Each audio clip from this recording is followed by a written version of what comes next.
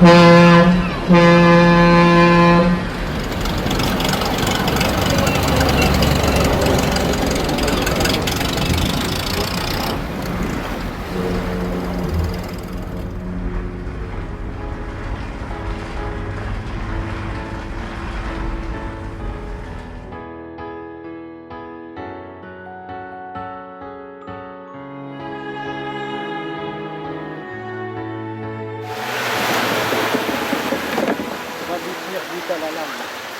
départ, c'était surtout des embarcations de pêche avec ce gréement-là. Donc ça, c'est le gréement au tiers, c'est-à-dire avec un phoque, une grande misaine et un tape-cul.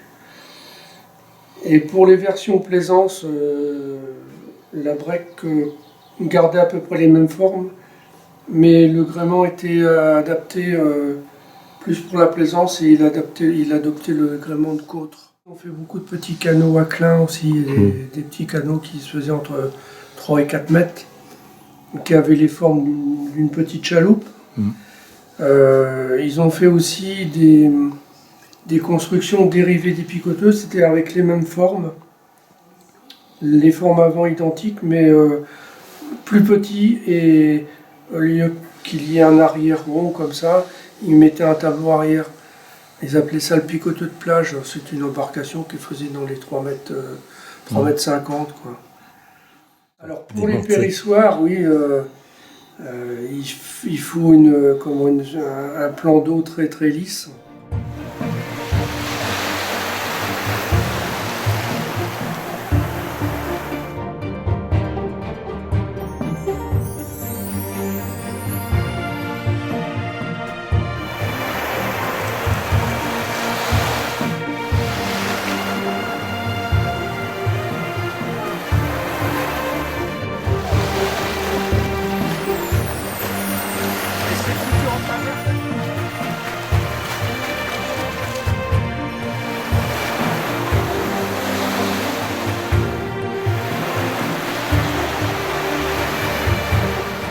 Le cypris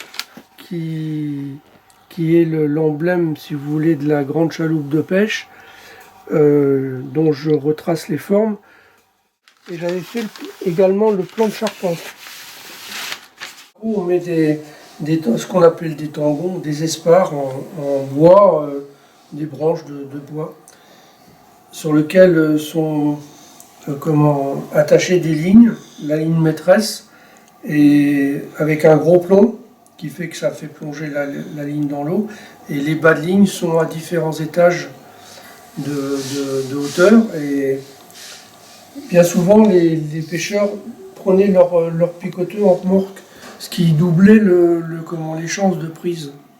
À cette époque-là, ils n'avaient pas de mitraillettes avec des plumes, ils n'avaient pas de tout ça, donc il fallait trouver un système qui fasse que le maquereau voit quelque chose de brillant et d'attirant dans l'eau, et la peau de maquereau, le maquereau il a le dos noir, enfin foncé, et puis les flancs blancs, bien brillants, et dans l'eau, le petit bout de peau se balade et ça l'attire. La position du mât est à la position du mouillage, comme je vous l'expliquais, qui permettait de limiter le roulis.